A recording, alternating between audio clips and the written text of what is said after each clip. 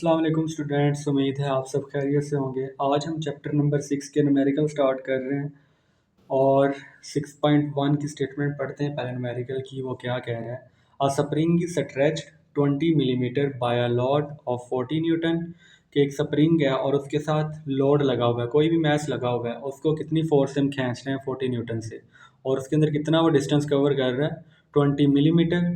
और कैलकुलेट करो value of spring constant. तो स्प्रिंग कांस्टेंट क्या होता है, तो वो हमने फाइंड करना है।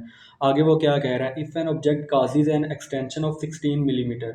अब वो कह रहा है जब हम उसको खींचें और उसके अंदर कितना डिस्टेंस आया 16 mm, तब फोर्स के वेट क्या होगा।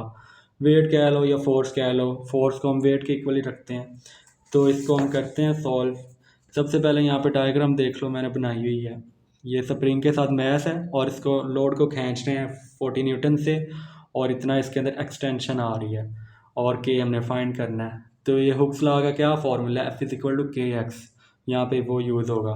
तो सबसे पहले डाटा अपना लिखते हैं। एक्स कितना है 20 मिलीमीटर। अब मिली की वैल्यू क्या होती है 10⁻³ ये दो तीन वैल्यूज़ हैं प्रीफिक्सेस में, पीछे टेबल था पहले यूनिट में अगर आपने किया है तो। अगर नहीं भी किया तो ये तीन वैल्यूज बस याद रख लो। मिली किसके इक्वल होता है 10⁻³ के, और सेंटी 10⁻² के, और किलो 10⁻³ के। अब यहाँ पे क्या है? मिली है, तो मिली की जगह पे क्या लिख देंगे 10⁻³ और फोर्स ने इतनी दी है। तो के हमने क्या करना है? फाइंड करना है। तो फॉर्मूला क्या है? एफ इज इक्वल टू के एक्स। तो हमने के निकालना है, तो एक्स इधर मल्टीप्लाई हो रहा है, इधर आके क्या आ जाएगा डिवाइड। तो फिर के क्या आया? F over x. एफ की वैल्यू 40 लिखो और एक्स की क्या है 20 मल्टीप्लाई 10⁻³ अब इन दोनों को डिवाइड करवाएंगे 40 को 20 से, तो क्या आ जाएगा 2।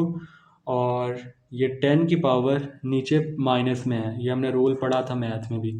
अगर ऊपर लेकर जाएं तो क्या पोजीशन चेंज करें तो वैल्यूज़ की क्या हो जाती है? पावर की चेंज हो जाती है। अब नीचे माइनस में तो ऊपर जाएगी तो प्लस में, तो यहाँ पे इसके साथ क्या आ जाएगा? प्लस आ जाएगा। तो इसका यूनिट क्या है के का? ये के का आपने यूनिट रट्टा नहीं मारना, इस फॉर्मूले से आपने कर लेना है कि के किसके इक्वल था? एफ ओवर एक्स के। अब एफ का यूनिट क्या आता है? न्यूटन, तो न्यूटन हमने लगा दिया है। और एक्स का क्या है? डिस्टेंस है ना, एक्सटेंशन है, तो इसका मीटर होता है। लेकिन नीचे मीटर किस में आएगा? मीटर प्लस में है, और ऊपर जाएगा तो मीटर माइनस में हो जाएगा, तो ये पर मीटर आ गया। और ये 10⁻³ है, तो ये किसके इक्वल होता है? किलो के। तो यहाँ पे हम के क्या आ जाएगा 2 किलो न्यूटन पर मीटर। और आगे वो क्या कह रहा है? दूसरी बात वो कह रहा है कि जब उसको खींचें, कितनी एक्सटेंशन आ रही हो 16 mm की, तब उसका वेट, या कहते हैं हम फोर्स ही हैं लेकिन यहाँ पे उसने वेट लिखा है, तो फोर्स वेट के इक्वल ही होता है। तो तब वो कह रहा है उस वेट की वैल्यू निकाल लो। तो दूसरी एक्सटेंशन क्या कह रहा है 16 mm, तो मिलीमीटर की जगह पे 10⁻³ आ गया, तो हमने वेट निकालना है। तो फोर्स किसके ओर रख देंगे? वेट के। तो एफ इज इक्वल टू क्या होता है? के एक्स। तो एफ की जगह पे क्या आ जाएगा? वेट। के की वैल्यू हमने निकाल ली है 2 मल्टीप्लाई 10⁻³ और एक्स उसने दे दिया 16 मिलीमीटर। तो जब इन दोनों को मल्टीप्लाई करवाएंगे तो वेट हमारे पास क्या आ जाएगा 32 न्यूटन आ जाएगा। अब हम करते हैं इसका न्यूमेरिकल 2। तो इसकी बुक से स्टेटमेंट देखते हैं वो क्या कह रहा है। The mass of 5 litre of milk is 4.5 kg। अब वो कह रहा है 5 लीटर दूध है और उसका मैस कितना है 4.5 kg है। अब ये इसने मैस दे दिया, अब ये लीटर में है तो ये क्या है? वॉल्यूम है। अब वो आगे क्या कह रहा है? Find its density in SI unit. Density find करो किसमें? एसआई यूनिट में। तो अब ये वॉल्यूम का यूनिट लीटर नहीं होता है, लेकिन एसआई यूनिट नहीं है। एसआई यूनिट क्या होता है? Metre cube. तो सबसे पहले हम क्या करेंगे? लीटर को मीटर क्यूब में कन्वर्ट करेंगे। तो डाटा लिखो। वॉल्यूम उसने 5 लीटर दिया है, मैस ने 4.5 kg दिया है। तो यहाँ पे आपने याद रखना है कि 1 लीटर किसके इक्वल होता है? 10⁻³ मीटर क्यूब के इक्वल होता है। तो जहाँ पे लीटर आएगा तो वहाँ पे आपने ये लिख देना है। तो ये फिर अगर हम मीटर क्यूब में करें तो इसकी कितनी वैल्यू आएगी? 5 मल्टीप्लाई 10⁻³ मीटर क्यूब, ये वैल्यू आ जाएगी। तो डेंसिटी का फॉर्मूला पीछे हमने किया है टॉपिक में, क्या होता है? Density is equal to mass per unit volume.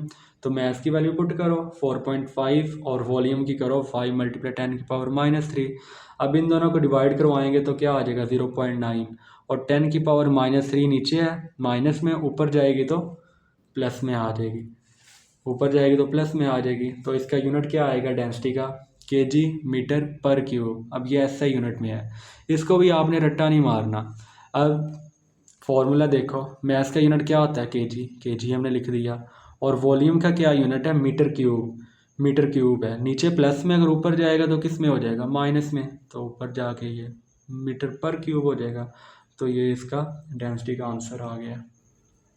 अब इसका न्यूमेरिकल नंबर हम 3 करते हैं। तो स्टेटमेंट में वो हमें क्या कह रहा है, when a solid of mass 60 ग्राम, ये उसने मैस दे दिया है, और is lowered into a measuring cylinder, the level of water rise from 40 centimetre cube two 44 centimetre cube. अब ये क्यूब वाला किसका यूनिट होता है, वॉल्यूम का।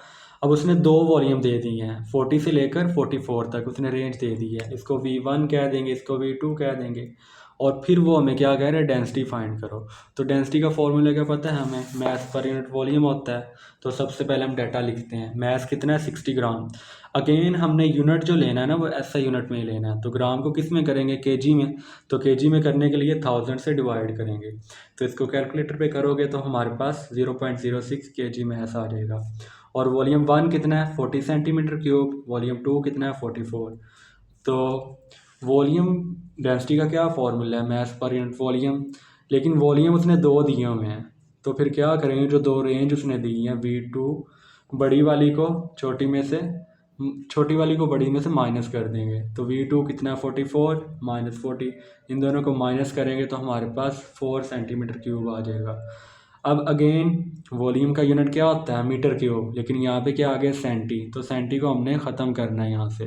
तो सेंटी की जगह पे क्या आएगा, 10 की पावर -2 आ गई वैल्यू। और ये क्यूब देखो, मीटर के ऊपर भी क्यूब है और सेंटी के ऊपर भी क्यूब है, तो सेंटी के ऊपर अलग क्यूब लगा देंगे। और 3 2 का क्या आ जाएगा, -6। तो ये हमारे पास वॉल्यूम की वैल्यू आ गई है। लेकिन वॉल्यूम की हमने नहीं निकालनी थी, हमने तो डेंसिटी निकालनी है। तो डेंसिटी का formula mass per unit volume, तो ऊपर मैस लिखेंगे, नीचे वॉल्यूम की वैल्यू। अब इन दोनों को डिवाइड करवाएंगे तो हमारे पास 0.015 आएगा। और 10 की पावर नीचे माइनस में है, ऊपर जाएगी तो प्लस में हो जाएगी। तो यहाँ पे फिर हमारे पास क्या आ जाएगा, 0.015 मल्टीप्लाई 10 की पावर 6।